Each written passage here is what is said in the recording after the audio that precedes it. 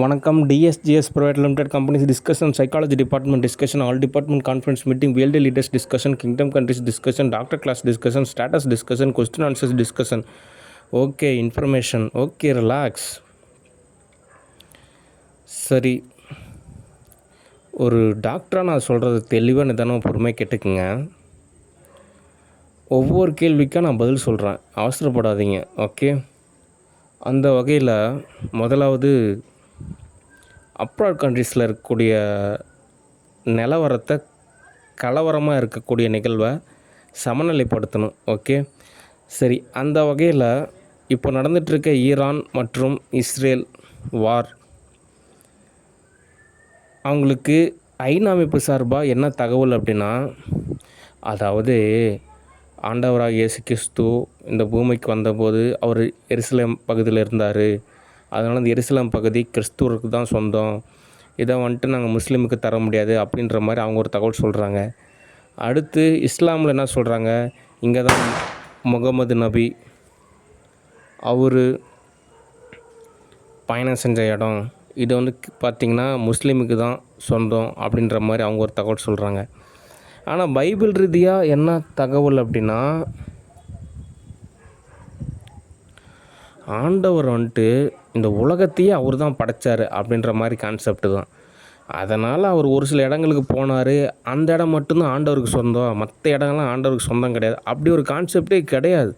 Okay, ஒருவேளை நீங்கள் பைபிளில் நல்லா தரவாக படிச்சிருக்கீங்க, உண்மையிலுமே ஒரு கிறிஸ்துவமாக இருக்கீங்க, உண்மையிலுமே ஒரு ஊழியக்காரராக இருக்கீங்க, உண்மையாக நீங்கள் வந்து ஆண்டவரை நேசிக்கிறீங்க அப்படின்னா நீங்கள் பைபிளை சரியாக புரிஞ்சிக்கணும். ஓகே, இந்த உலகமே அவருக்கு தான் சொந்தன்ற மாதிரி கான்செப்டு தான். ஓகே, அப்படின்றப்போ ஒரு சில பகுதி மட்டும்தான் ஆண்டவருக்கு சொந்தம் அப்படி கிடையாது. ஏன் அப்படின்னா, அந்த நோவா கதைகள்லாம் படித்தப்போ உலகமே கடலால் சூழப்பட்டது, நிறைய கண்டங்கள் மாறினது.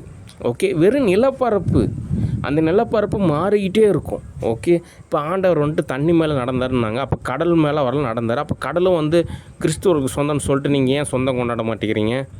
ஓகே, அதனால் நீங்கள் சரியாக புரிஞ்சுக்கணும், அது ஒரு நிலப்பரப்பு, அது மாறிக்கிட்டே இருக்கும். ஓகே, அடுத்து ஆண்டவர் வந்து ரத்தம் சிந்தினார், அது எல்லாமே பார்த்திங்கன்னா புறநிலை கிடையாது, அகநிலை.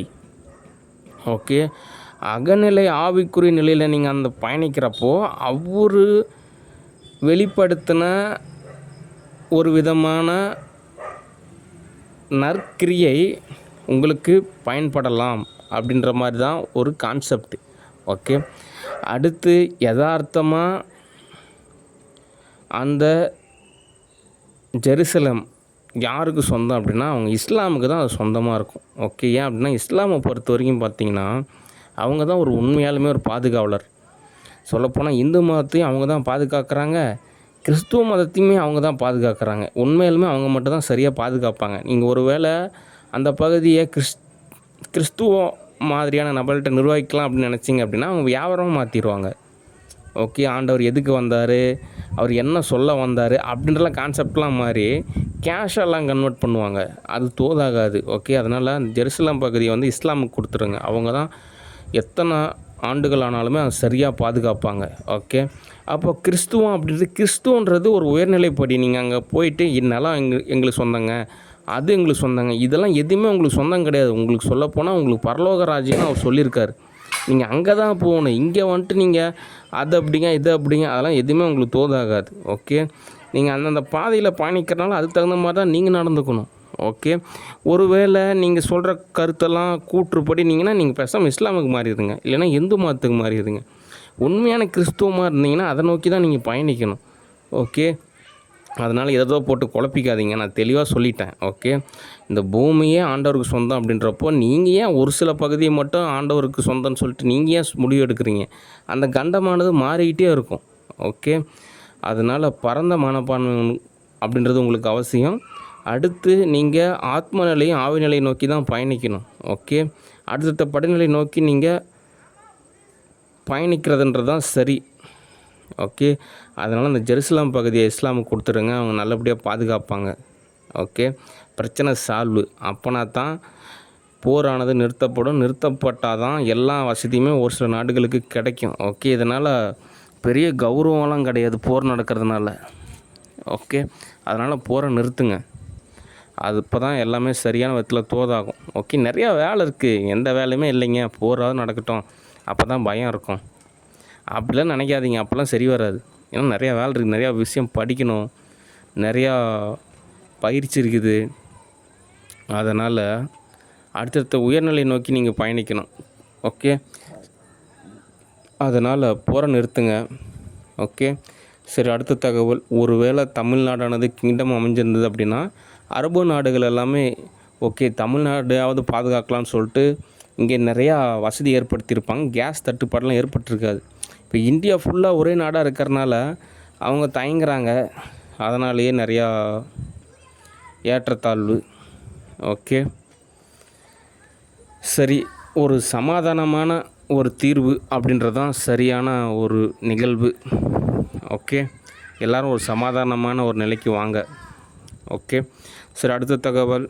USA studio discussion. யூஎஸ்ஏ பொறுத்த வரைக்கும் மார்வல் ஸ்டூடியோவில் நான் நிறையா மூவிஸ் புக் பண்ணியிருக்கேன். அந்த புக் பண்ண மூவிஸில் எல்லாமே அவெஞ்சர்ஸ் எண்டு கேம் டைரக்டர்ஸ் 2 பேர் இருப்பாங்க. அவங்களும் கோ டைரக்டர்ஸாக இயங்குவாங்க.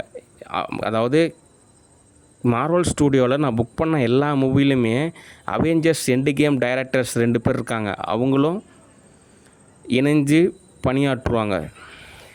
ஓகே, ஏன்னா அவங்க 2 பேருமே நல்ல ஒரு இயக்குனர். ஓகே, சரி, மற்றபடி ஏதாவது தோதாச்சுன்னா நானே யூஎஸ்ஏ கூப்பிட்றேன். சரி, அடுத்த தகவல். UK discussion and Europe countries discussion. அதாவது யூகேவுக்கும் யூரோப் கண்ட்ரிஸுக்கும் என்ன தகவல் அப்படின்னா, யதார்த்த ரீதியாக நான் உங்ககிட்ட ஒரு டாக்டர் மாதிரி தான் பேசலாம்னு நினைக்கிறேன். ஓகே, ஏன்னா சூழ்நிலை காரணமாக கொஞ்சம் படிக்கிறது சிரமமாக இருக்குது. ஏன்னா நான் மேக்ஸ் பயாலஜி படித்தேன், அதுக்கப்புறம் கொஞ்சம் ஆர்வம் இருக்குது. ஓகே, எப்படி இப்போ ஒரு சமீபத்தில் ஒரு ஆராய்ச்சி செஞ்சுருக்காங்க. ஒரு சில தீவில் இருக்கிறவங்க ரொம்ப தூரம் கடலுக்கு அடியில் போயிட்டு அதுக்கப்புறம் திரும்ப வர்றதா சொல்கிறாங்க. அவங்க ஜெனட்டிக்கே அப்படி மாறிடுச்சு அப்படின்ற மாதிரி சொல்கிறாங்க. ஓகே, அதே மாதிரி தான் இந்த இன்வெஸ்டர் கேட்டகரி, அதாவது இந்த இன்வெஸ்ட்மெண்ட் கேட்டகரி, அதாவது இந்த ரிச் லைஃப் ஸ்டைல், அதாவது பணக்காரங்களாம் இருக்கணும் அப்படின்னா அந்த பணக்காரங்க மாதிரியான ஒரு ஃப்ரீக்வன்சி இருக்கணும். ஓகே, ஒரு ஜெனட்டிக் இருக்கணும். அதனால் யூகேவுக்கும் யூரோப்புக்கும் என்ன தகவல் அப்படின்னா, என்னை எப்படியாவது ஒரு இன்வெஸ்டர் கேட்டகரியில் ஒரு ரிச் பர்சனாக ஒரு பணக்காரனை என்னை மாற்றிடுங்க. ஆல்ரெடி நான் பணக்காரன் தான், ரிச் பர்சன் தான், இன்வெஸ்டர் தான். ஆனால் அது எல்லாமே ரியாலிட்டியாக கன்வெர்ட் ஆகணும். ஆன்லைனில் பொறுத்த வரைக்கும் ஓகே, ஆனால் ரியாலிட்டியாக கன்வெர்ட் ஆகணும்ல. அதனால் உங்களுக்கான ஒரு பணி இருக்குது. எப்படியாவது என்ன ஒரு நல்ல நிலையில் ஒரு இன்வெஸ்டராகவோ அல்லது ஒரு ரிச் பர்சனாகவோ அல்லது பணக்காரனாகவோ, இந்த 3 வார்த்தையுமே ஒரே அர்த்தம் தான். ஓகே, அப்படி நான் மாற்றிட்டீங்க அப்படின்னா நான் உங்களுக்கு நிறையா கேஷ் டொனேஷனாகவே தரேன்.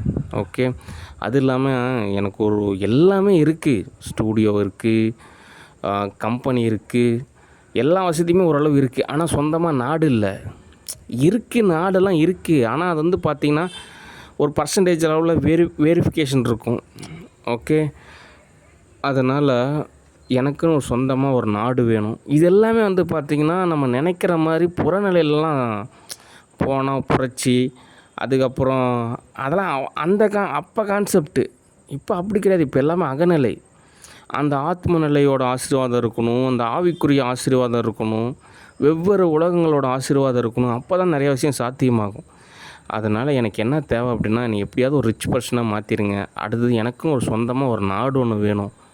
ஓகே, இந்த 2 பணியை மட்டும் நீங்கள் செஞ்சிட்டிங்க அப்படின்னா உங்களுக்கு எத்தனை மூவினாலும் நான் புக் பண்ணுறேன். உங்களுக்கு எவ்வளோ கேஷ்னாலும் நான் கொடுக்குறேன். உங்களுக்கு எவ்வளோ புக்கு வேணும்னு சொல்லுங்கள், நான் எழுதி தரேன்.